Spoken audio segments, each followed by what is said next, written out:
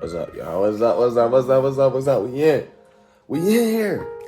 By myself, though. But this time, like, here we go. What we do at NSU episode 5. We made it, man. I don't have a guest, as you see today, but I'm doing this at home, and it's going to be a whole different show today. We're not going to have a guest because this is like a mid-season form finale. Might finish this in semester, but right now, like, finals are about to kick my ass. So I gotta get in my bag and start grinding and start looking, at my work, being able to do my work and studying all that because I'm on this verge of quitting. So we're just gonna talk about a little stuff about my music right now and how my journey has been,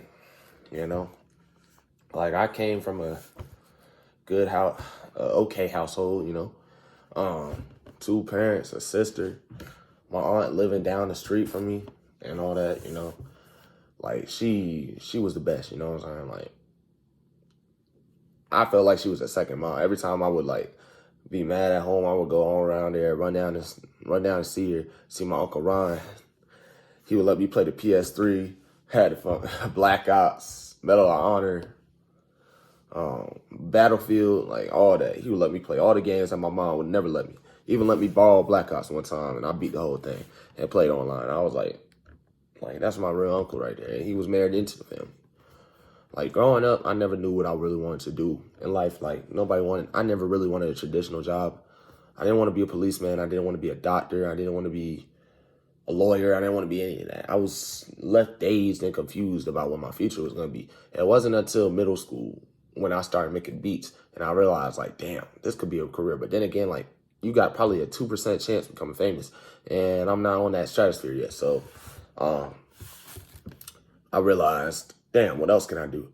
Then I saw Stephen A. Smith on ESPN one day, and I was like, damn, this guy gets paid a lot of money just to take horrendous takes and say nothing.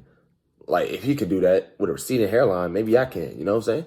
So, yeah, that's when I learned about mass comms, and I was like, damn, I've always had a good talking voice. I was never ever, nervous to talk in front of anybody. I was just myself. So it was always just, yeah, let's get it together. Let me find out my career path. You know what I'm saying? So, yeah, coming up, I was in private school. Yeah, I was when I was born, I had red hair originally. Yeah, of course, red hair from my uncle. I don't know how that passed hereditarily like that, but it did. So, yeah.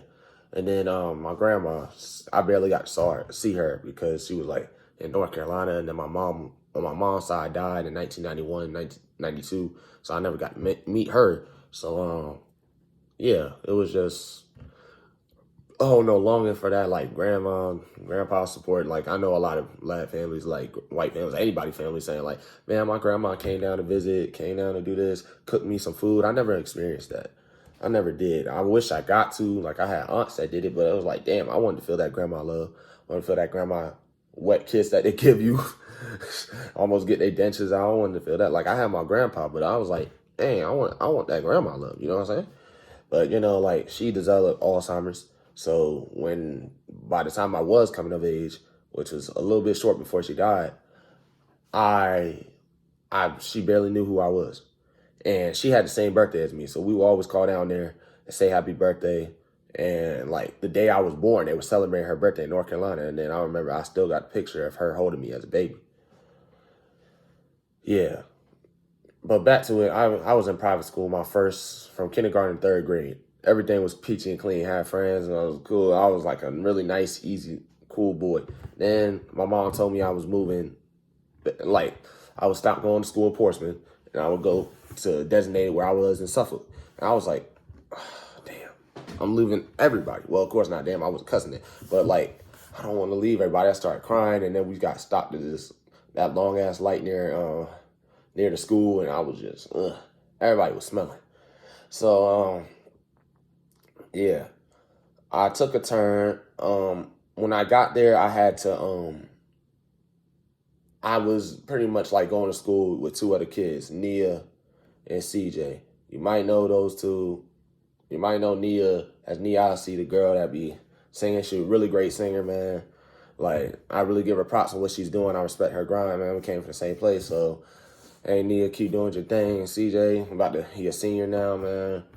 I don't talk to him as much now, but I hope he's doing great. And Mr. Nita, who brought me in when I had nowhere to go because it didn't come to my bus stop. I love her too. I'm glad she let me eat her food and go with her places. Like, it was the best. And even Mr. Chris, like, he gave me a little talk after I accidentally spit on somebody, which was CJ. I spit on him. He gave me a great talk about it. And I was like, wow, like, those are good people. But yeah, they were like, that was 4th through 5th grade. And then I went to John Yates Middle School. And everybody knows John Yates. If you're from 757, you would know that's a horrible ass school. Nobody want to go there. Cockroach University, man. Cockroach University. That's what they should have called it. But yeah. After those 3 years, I met this girl, and in 8th grade, well, 7th grade, and I liked her too much, but she didn't like me anyway. It was just kind of getting a little bit too weird. So I stopped, but then like 8th grade, she was in my class again. And I was like, oh, no, damn. So, like, she would kind of, like, make me buy her drinks and stuff all the time. Like, she would, like, get me to try to do stuff for her attention and stand up for her. And I would do it because I was a simp. And, like, pretty much I was like, damn, I'm mad now. So I wrote a diss track. And when I wrote the diss track, I didn't think I was going to ever release that shit. I never thought. I was just like, this is just going to be fun. Who knew that would make my whole life a fucking laughing stock, bro? Like, but we're not there yet. So I wrote that. A year later, we're talking in DMs, right about to start high school. I'm like, damn, man, I like you and all that. Please, can I be with you? Oh. And all. She was like, man, let's be friends. And all that stuff. I'll tell you if I make a decision. She never told me. She got with this other guy. So I was like, damn. Like, you was going to tell me if you was going to get with me or not. And she never did. So I should have took it as that. But my old friends at the time said, yo, you know that diss track you had? You better drop it. I was like, bro, what? I don't know about that. Like, I was asking, like, should I drop it or not? And they was like, yeah, do it. And I was like, okay. Because I asked her, I was like, hey, I'm about to send this funny-ass song to you. Like, please, like, you should like it. She was like, nah, tell me what you're doing or I'll block you. I was like, no, I'm sending you a track. And she blocked me. So I was like, okay, that's the nail in the coffin. And I did this with my finger and hit that button. And my whole life changed. Now we're in the DJ Micro era. Oh my gosh. 9th grade year. After I dropped this track, everybody was clowning me. Like, it was starting to go viral. Everybody in the 757 was starting to know about this shit. Like, I used to just be a little annoying ass red-haired kid that would sing a lot. And now I'm freaking like DJ Micro to everybody else. I'm not Justin Allen. I'm DJ Micro. And I was like, come on, man. Come on. Like, that's not me, man. I'm just like, it was kind of getting annoying because everywhere I would go, they would say, yo, DJ Micro. They would keep saying it. And I would get annoyed. And I was like, damn, I just want to make a track that got me out there, like, seriously, because I was already starting to make beats. And I had already posted some beats before Broke My Heart. So, but they weren't going to know about that for real. So I was like, man, got to get a beat to, like, send me to the stratosphere. So I did. And it took a while, but I just kept on posting beats on Instagram. And actually, my friends liked it for real. And some people actually liked my music. They said, like, Broke My Heart was ass, but, like, you can actually make beats. And I was like, okay, let me keep going. So fast forward, 10th grade year, make Broke My Heart 2. That's a hit. 11th grade year, come out with this song, Beats. That's a hit. And then pandemic comes. Broke My Heart 3. That's a hit. So the whole DJ Micro era, like, that was banger on banger on banger. Like, I don't even know what to say. Like I wouldn't really say it was a hit. It got like 200 something views on SoundCloud, but shit, I didn't even think I was gonna get 5. So like, that was crazy. So yeah. So after that, I was like, DJ Micro was it's already been used. I looked it up. The guy is a white guy that makes techno DJ stuff, and I was like, nah, man, I'm not gonna make it. I'm not gonna get copyrighted one day. So I had this like alter ego DJ Phantom. So I call myself DJ Phantom now. And it was like, that little era, I barely did not make my best work. I did not release the best shit. I'm like, DJ Phantom. Like, nah, that shit was not working. So I finally decided to cut the DJ and the Phantom, and it was done. So I was done with it. I really was. So after that, I finally realized, like, it was probably took pandemic time. I realized, man, just use my initials. Like, I am who I am. Like, what you get is Justin Devon Allen, JDA.